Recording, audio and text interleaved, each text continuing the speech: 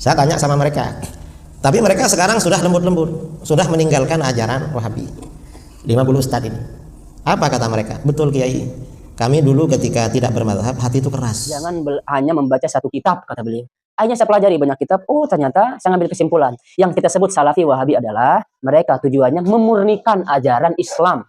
Jadi, kalau misalkan ada orang yang memurnikan dan mempraktekkan kemurnian Islam, apakah patut kita sebut sesat? Bismillahirrahmanirrahim. Assalamualaikum warahmatullahi wabarakatuh. Sahabat muslim yang dirahmati Allah subhanahu wa ta'ala. Berjumpa lagi dengan channel Hasika Wafa. Sebelumnya kami ucapkan banyak terima kasih dan kami doakan semoga Allah subhanahu wa ta'ala senantiasa memberikan kesehatan dan menjauhkan kita dari segala musibah dan bencana. Amin ya robbal alamin. Pada video kali ini, channel Hasika Wafa kembali membahas tentang pernyataan dari Ustadz Idrus Ramli sang singa aswaja, bahwa dirinya pernah membuat 50 orang ulama salafi bertaubat dan keluar dari kelompok mereka, setelah mendengar ceramah dari Ustadz Idrus Ramli. Pernyataan tersebut beliau sampaikan dalam ceramahnya, saat itu dirinya mengaku diundang oleh ulama salafi di daerah Jawa Tengah. Dalam undangan tersebut dihadiri kurang lebih 50 orang ulama, yang merupakan alumni dari Arab Saudi. Dalam acara tersebut Ustadz Idrus Ramli diminta untuk menjelaskan perbedaan antara akidah Ahlussunnah wal Jamaah dan Wahabi. Kemudian beliau menjelaskan tentang perbedaan sifat 20 Ahlussunnah wal Jamaah dan Tauhid Wahabi. Setelah mendengarkan penjelasan Ustadz Idrus Ramli, 50 ulama Wahabi tersebut mengaku bertaubat dan menjadi lemah lembut sifatnya. Lebih lanjut Ustadz Idrus Ramli mengatakan, bahwa ulama Wahabi sebelum belajar mazhab Imam Syafi'i, seringkali menganggap kelompok di luar mereka akan masuk ke dalam neraka, namun setelah belajar mazhab Syafi'i hati mereka menjadi lembut. Berikut kita dengarkan pernyataan dari Ustadz Idrus Ramli tentang hal tersebut, diambil dari channel YouTube Tabung Wakaf Umat Official. Saya tahun kemarin, bulan Maret, diundang ke Jawa Tengah. Kebetulan waktu itu yang berkumpul, itu ustadz-ustadz Wahabi.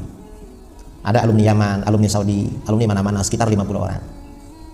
Mereka ngajak saya, minta saya berbicara perbedaan akidah Ahlussunnah dengan akidah Wahabi.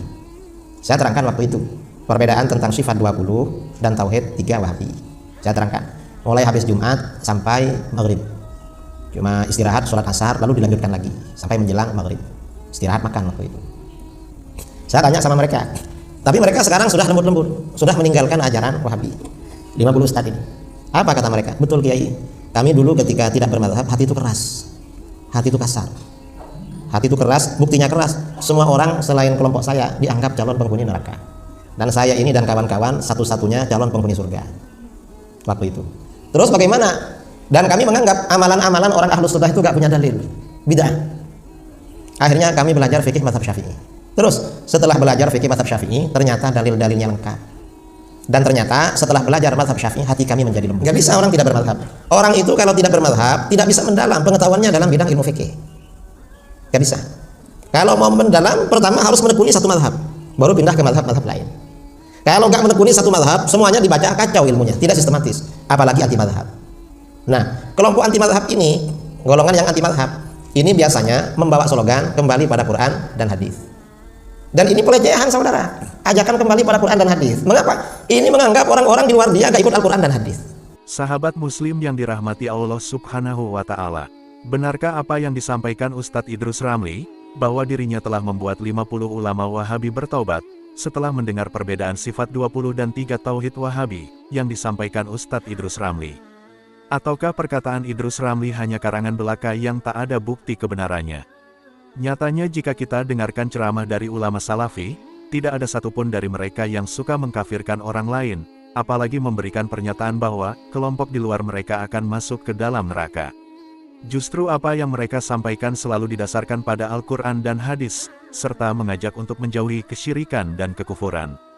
Berikut kita dengarkan pernyataan dari salah satu ustadz yang dulunya menentang ajaran salafi, namun setelah mengikuti kajian salafi, hati dan pikiran beliau lebih terbuka dan memahami ajaran salafi yang sebenarnya. Saya dulu ke Jawa Bapak Ibu. Saya sudah dipesan sama ustadz saya. Ya. Nanti kalau kamu melihat yang jenggotan, celananya di atas mata kaki, jangan mau ngaji sama dia. Jangan ngaji sama dia. Kenapa? Itu Wahabi. Itu Wahabi. Akhirnya pada saat itu, saya ngaji. jiwa penasaran anak muda ya. Hanya saya ngaji di masjid waktu itu. Saya lihat orang ini jenggotan. Waduh, jenggotan. Saya lihat celananya, pakaiannya di atas dan pakai gamis. Wah, Wahabi ini mah, kata saya. Ah, pingin ngaji lah sama orang Wahabi, kata saya teh. Niat saya pengen bertanya yang tidak bisa dijawab oleh orang Wahabi ini. Tapi ketika dia mulai pengajiannya, yang dia sampaikan ini Al-Quran. Allah berfirman katanya begini. Rasulullah bersabda begini katanya. Saya mikir, ini salahnya yang mana ya, kata saya teh. Besok saya mau ngaji lagi. Saya ngaji lagi besoknya. Akhirnya dia sampaikan ini kata Allah, ini firman Allah, ini sabda Rasulullah, ini pemahaman para sahabat, ini kitabnya katanya. Akhirnya saya belilah kitab yang direkomendasikan oleh Ustadz ini. Saya beli. Banyak yang bertentangan dengan apa yang biasa saya amalkan di pesantren. Ya, banyak bertentangan dengan apa yang saya amalkan di pesantren. Waktu itu masih galau sayanya. Yang mana yang saya ikuti, kitab ini, kata Wahabi ini, atau kata guru saya, Ustadz saya? Dilema pada saat itu. Dilema. Akhirnya setelah dilema itu, lama saya dilemanya. Saya putuskan tetap ngaji sama si Wahabi ini. Saya tetap ngaji. Akhirnya setelah ngaji lama-lama dengan si Wahabi ini, ternyata si Wahabi ini yang benar, yang kita sebut Wahabi. Karena dia menyampaikan ini firman Allah, ini kata Rasulullah, ini pemahaman para sahabat. Menurut Imam Syafi'i begini, menurut Imam Ahmad begini. Oh, ini yang paling kuat. Ini pemahaman Wahabi. Makanya kata saya, oh berarti Wahabi kayaknya yang benar mah. Waktu muda dulu, berarti Wahabi yang benar, kata saya. Azan dulu ya. Baik, kita lanjut Bapak Ibu. Pas besoknya lagi saya ngaji. Ngebahas tentang maulid pada saat itu. Nggak boleh maulid, katanya bid'ah. Itu makin kesel sayanya. Kurang ajar si Wahabi, kata saya tanya. Masa murid nggak boleh? Tapi mereka menjelaskannya secara ilmiah. Ini dalilnya. Ini tidak pernah dilakukan para sahabat. Bahkan Imam yang 4 tidak melakukannya. Rasulullah tidak pernah melakukannya. Kalau itu baik misalkan, pasti mereka mendahului kita, kata si Wahabi ini. Masih ngeberontak dalam hati saya. Masih ngeberontak. Kalau selawatan pada saat itu tidak dibolehkan sama dia. Itu bid'ah katanya. Aneh si Wahabi ngelarang selawatan. Dijelaskan secara panjang lebar. Saya mikir malam-malam tanya atau mungkin, kata saya tanya, mereka memurnikan agama Islam, memurnikan ajaran Rasulullah. Saya lama berpikirnya. Akhirnya pikir, saya jadi senang ngaji ke si Wahabi. Setelah malam-malam ngaji, saya juga beli banyak kitab, saya pelajari. Saya juga disuruh oleh Ustadz itu, jangan hanya membaca satu kitab, kata beliau. Akhirnya saya pelajari banyak kitab. Oh, ternyata saya ngambil kesimpulan. Yang kita sebut Salafi Wahabi adalah mereka tujuannya memurnikan ajaran Islam. Jadi, kalau misalkan ada orang yang memurnikan dan mempraktekkan kemurnian Islam, apakah patut kita sebut sesat? Nah, kita mengada-ngada sesuatu yang baru, yang tidak diajarkan Rasulullah, ibadah yang tidak diajarkan Rasulullah, siapa kira-kira yang rentan disebut sesat?